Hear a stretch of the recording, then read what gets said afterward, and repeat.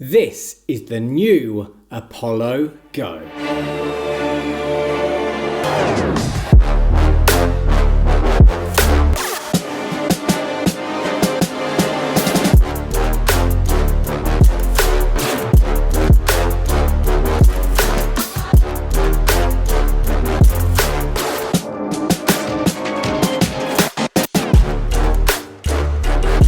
Built and designed like a high-end electric scooter, the apollogo is brimming with innovative features, Cybertruck-inspired lights and premium flair. Yet, despite inheriting the best aspects of its far pricier siblings, it manages to meld its influences into an affordable entry-level format. Now, while it may not be the fastest or the rangiest model in its price category, it makes its mark with best-in-class ride quality. Factor in its well-calibrated geometry, best-in-class cockpit ergonomics and dual suspension system, and it delivers a supremely smooth ride that's primed for inner-city commutes and weekend adventures. And if that wasn't enough to pique your interest, it promises a low maintenance all-weather design, making it one of the most reliable scooters on the market. Ultimately then, the apollogo has pushed the entry-level scooter category to new frontiers. And with those words of praise, let's delve deeper into the review.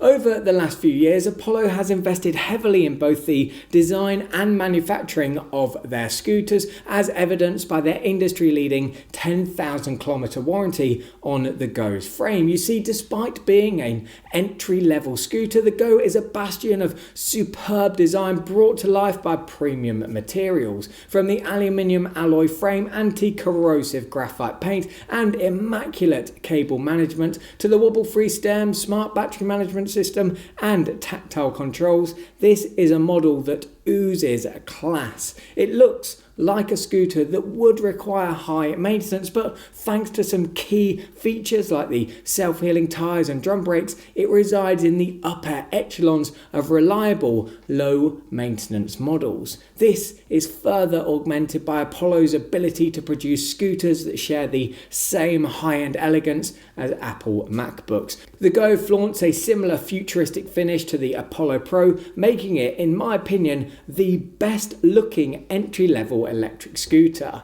The lights play a big role here. Together there are 5. At the front there's a high mounted headlight and an extremely bright stem strip. At the end of each hand grip there are turn signals, and at the rear there's a kick plate embedded tail light that also functions as a brake light and turn signals. However, while all of the LEDs emit enough light for night rides, I found the kick plate lights to be dim during the day. It's also worth noting that while the handlebar integrated turn signals offered visibility from all angles, I cracked both of the plastic caps that encapsulate them. I accidentally knocked the Go over, which is something many riders will do from time to time. So my feedback for Apollo, which I've shared with them, is to either include 2 spare caps in the box, or better yet, change the design to have the ends made out of a transparent rubber that can absorb shocks. Now, beyond the Go's aesthetic qualities, its frame is noteworthy in 2 ways. First, there's its rake angle.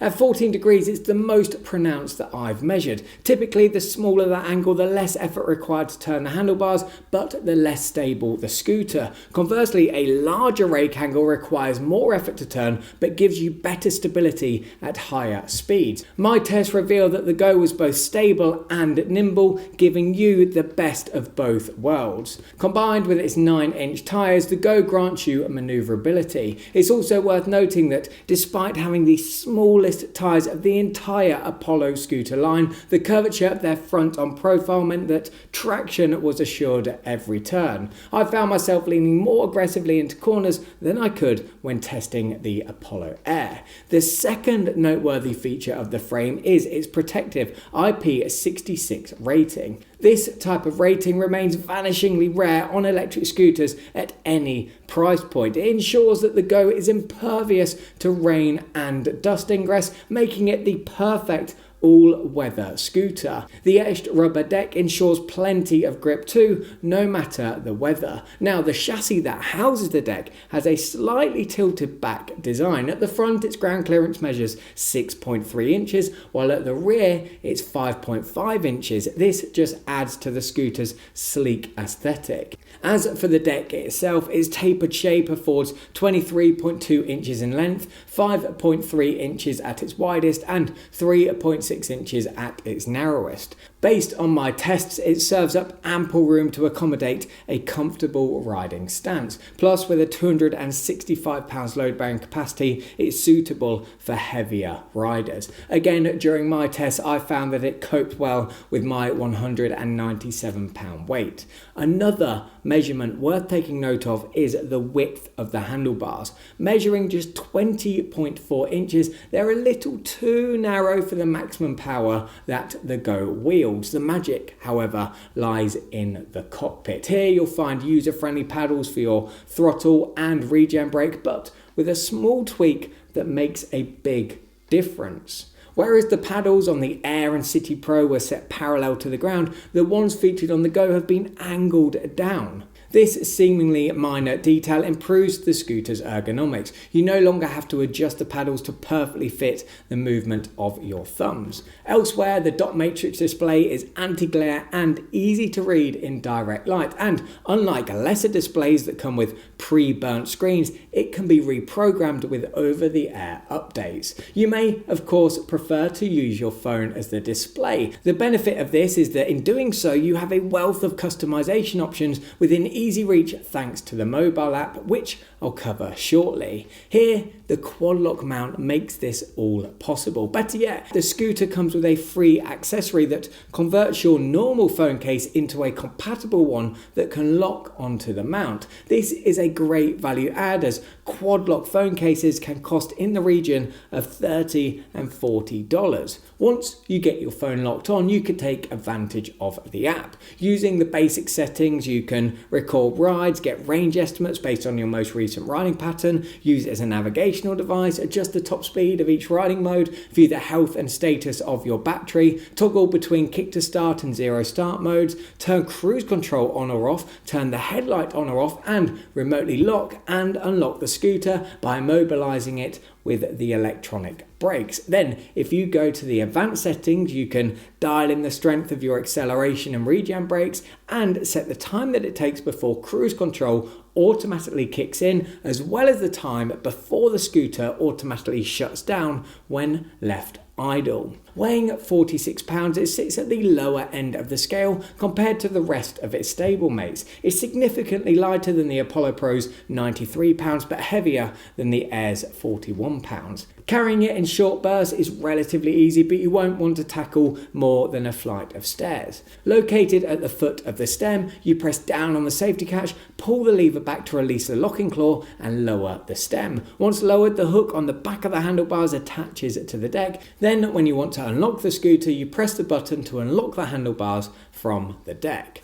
However, while I'm a fan of Apollo's many innovations, the newly added clip-in, clip-out hook system is a little fiddly, especially when compared to the seamless mechanisms sported by the likes of News scooters. Here I had to wiggle the handlebar hook to get it to snap in and out of its locked position. Nevertheless, its design is a refreshing deviation from the standard hook and latch systems that I've reviewed on other Apollo scooters.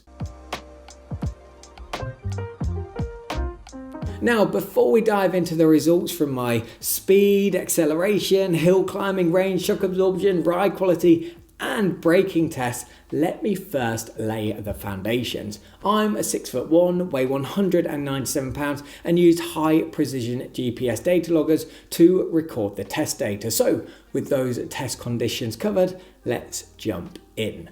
Armed with dual 36-volt 350-watt motors, the Apollo Go is a lively character that knows its limits. The brand claims that it has a top speed of 28 miles per hour, though my tests saw it hitting 25.5 miles per hour. This is pacey enough, as you wouldn't want to go any faster when clinging onto handlebars that are just 20.4 inches wide. Ultimately, it's nippy and nimble, which is the perfect combination option if you're seeking a set of wheels for your commute. Placed up against 9 other scooters, it earns a respectable bronze medal for its claimed maximum speed, though it narrowly misses out on a podium position finish for its real-world tested speed. The fact that its tested top speed is just 1.5 miles per hour short of the SPLACH Mukuta and SPLACH Twin is impressive, especially considering that these have more powerful 48 volt 600 watt dual motors.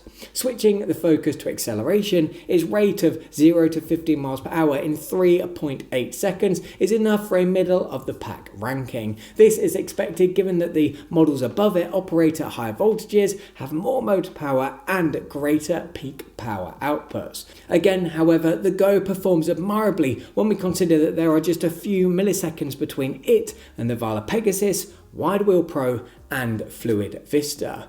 If raw performance is at the top of your priority list, then the SPLACH Mukuta is the best pick. It has an acceleration rate that's 29% faster. And don't forget that you can adjust the Go's accelerative strength via the mobile app. I had it on the strongest setting, which was 10. On the topic of power, Apollo claims that the Go can take on inclines of up to 25 degrees, but from my experience, steep inclines like this require at least dual 1000 watt motors. That said, it powered its way up my 10% hill grade test, which suggests it's a good option for neighborhoods with gentle to moderate inclines. If you live in a city like San Francisco, I'd recommend opting for a more powerful dual motor scooter. As for range, the 36 volt 15 amp hour battery, complete with 21700 cells, has a maximum of 30 miles in its locker, but remember, this is based on best case riding conditions. My tests are designed to push scooters to their real world limit. Assessing the Go on a course that encompassed a total ascent of 699 feet, I measured its range at 17.63 miles. The test was conducted with an average moving speed of 14.6 miles per hour and the temperature was 48.8 degrees Fahrenheit. Once emptied, the battery took around 7.5 hours to recharge. A word must also go to the smart battery management system, which supplies protection against short-circuiting, overcurrent overcharging, undervoltage and temperature resistance. Along with the higher quality battery cells, you should get 600 charge cycles. Nevertheless, the simple fact of the matter is that range isn't the Go's strongest suit when pitted against similarly priced scooters. The EMOVE Cruiser S takes the crown, but this comes as no surprise given that its 1560 watt-hour LG battery outstrips the Go's 540 watt-hour unit by 2.9 times. The same can be said for all of the scooters above the Go in the rankings. They all have bigger batteries except for the Mosquito. As is always the case, however, context is key. None of the scooters on this list are as refined or feature-rich as the apollogo, so it comes down to what you value most. Luckily, the apollogo has all the ingredients that you need for a balanced, smooth ride. Key to its appeal is the combination of its plush pneumatic tyres and dual suspension. Here it introduces an airflow suspension system that's designed to quell shocks and vibrations as they travel up the scooter's front spring and rear rubber block. I found the feel of this system to be very similar to the setup of the Horizon V2. The clincher for me is the Go's superior tyres, which deliver more in terms of cushioning. Also worth highlighting is that there are only 2 inches of travel. You can feel the suspension bottoming out, but there's no clanking thanks to the bushings. All things considered, I feel a 6 out of 10 on my shock absorption scale is justified. Elsewhere, its rake angle ensures manoeuvrability and stability, while the spacious deck, tool stem and ergonomic cockpit all play their part in enhancing your experience. As a result, the Go has perhaps the best ride quality of all the entry-level electric scooters that I've tested. It performs well in the braking department too. When it comes to stopping power, it relies on a mechanical drum brake at the rear and a regenerative system that occupies both motors. Based on my test, the regen brake alone will bring you to a stop from 50 miles per hour in 7.8 3.8 meters. With the drum brought into the equation, the distance drops to 3.1 meters. This setup has two benefits. First, the drum brake is long-lasting and low maintenance, and second, the regen system recycles kinetic energy to recharge your battery by up to 10%. And as a reminder, you can adjust the regenerative braking strength via the mobile app. I had it on the strongest setting, which was 10. So that sums up the performance report, which means it's now time for me to give my final verdict.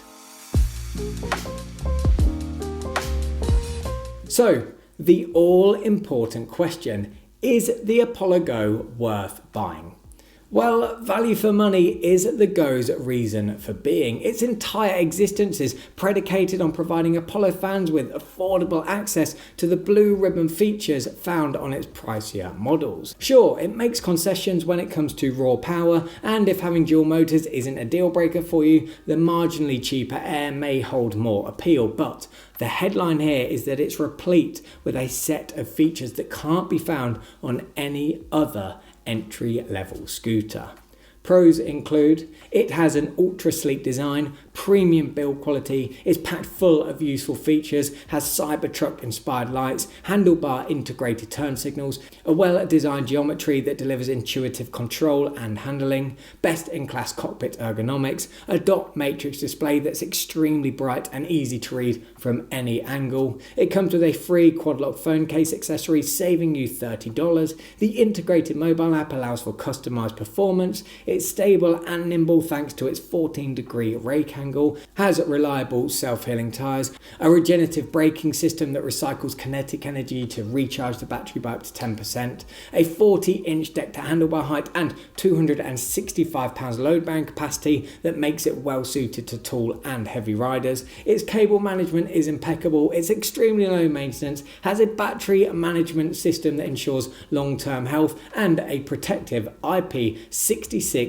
dust and water resistance rating. Cons include the plastic caps that encapsulate the turn signals are prone to damage, the tail light is dim during the day, the clip-in, clip-out folding hook system is a little fiddly, and the handlebars are slightly narrow. Now, if you're unsure whether or not to get the Pro, you may want to consider the following alternatives. First on the list is the Apollo City Pro. It benefits from more powerful dual 48-volt 500-watt motors that result in a 39% quicker acceleration to 15 miles per hour, a 6.5 miles per hour faster top speed, and stronger hill climbing capabilities. It also has a 9.4 mile longer tested range, a 32% shorter stopping distance, and superior shock absorption, where it scores 7.5 out of 10. Plus, it's better suited to tall riders. However, it costs more, the display gets washed out in direct light, and it doesn't have a quad lock phone mount. It's £19 heavier too.